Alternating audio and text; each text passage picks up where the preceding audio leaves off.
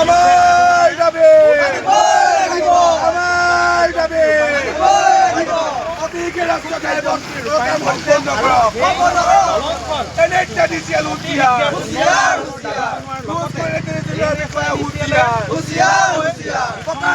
সভাপতিৰ বিধায়ক অখিল গগৈ হুঁচিয়াৰ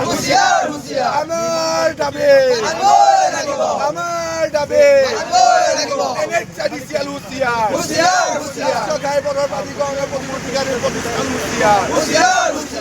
15 বছৰ ধৰি অসমৰ প্ৰতিখন ঠাইতে 4 লেনযুক্ত ৰাষ্ট্ৰীয় ঘাইপথৰ নিৰ্মাণ কাৰ্য অতিকে সফল হ'ল কিন্তু কিয় শিৱসাগৰ জিলাখনত উন্নয়নৰ বাকী কাম একো নোহোৱা যিখন শিৱসাগৰ জিলা এই শিৱসাগৰ জিলাখনত একমাত্ৰ ৰাষ্ট্ৰীয় ঘাইপথ নিৰ্মাণৰ নামত কিয় 10-15 বছৰ লাগিছে তাৰ আমাৰ প্ৰশ্ন এই বিজেপি চৰকাৰখনৰ আমাৰ প্ৰশ্ন শিৱসাগৰ জিলা প্ৰশাসনৰ আমাৰ প্ৰশ্ন আৰু NHRDCৰ যিজন ঘুষখোৰ আচলতে GM এই GMজনক প্ৰশ্ন যদি আপুনি এই ঠিকাদাৰ প্ৰতিষ্ঠানসমূহক আপুনি যদি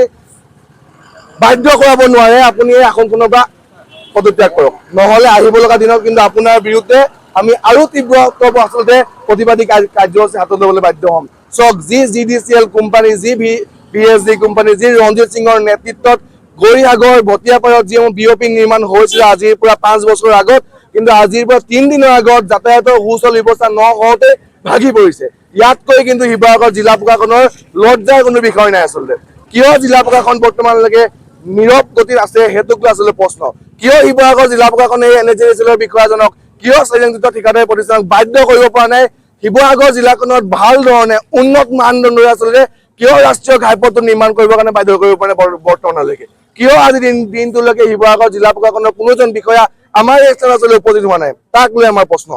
আমি আজি আপোনালোকৰ যোগেদি শিৱসাগৰ উপায়ুক্ত মহোদয়ক অনুৰোধ জনাব বিচাৰিছো যে আহিব লগা 10টা দিনৰ ভিতৰত আপোনাৰ নেতৃত্বত আচলতে এটা উচ্চ পৰ্যায়ৰ এটা তদন্ত সমিতি গঠন কৰি সেই GDCL VSD নিৰ্মাণ কৰা প্ৰতিটো BOPৰ উন্নত মানদণ্ডৰ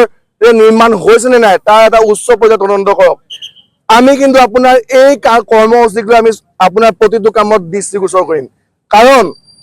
সেই কোম্পানীটোৱে নিৰ্মাণ কৰা এখন দলং ভাগি পৰিছে যাতায়াতৰ সুব্যৱস্থা নহওঁতে বাকীসমূহ BOP কিয় যে ভাগি নপৰিব তাৰ কোনো আচলতে প্ৰশ্ন নাই আপোনাক আজিৰ এই প্ৰতিবাদী স্থলীৰ পৰা এটাই অনুৰোধ জনাইছো যে আপুনি আহিবলগীয়া 10টা দিনৰ ভিতৰত এটা উচ্চ পৰ্যায়ৰ তদন্ত সমিতি গঠন কৰি বিজ্ঞানসন্মতভাৱে কিমান দূৰ আচলতে চেফটিৰ বাবে এইসমূহ ব্ৰিজ নিৰ্মাণ কৰিছিলে তাৰ সম্পূৰ্ণ তথ্য ৰাজহুৱা কৰক কাৰণ গৌৰীসাগৰ বাকী ৰাইজ এইসমূহ BOPক লৈ আচলতে শংকাত ভুগিছে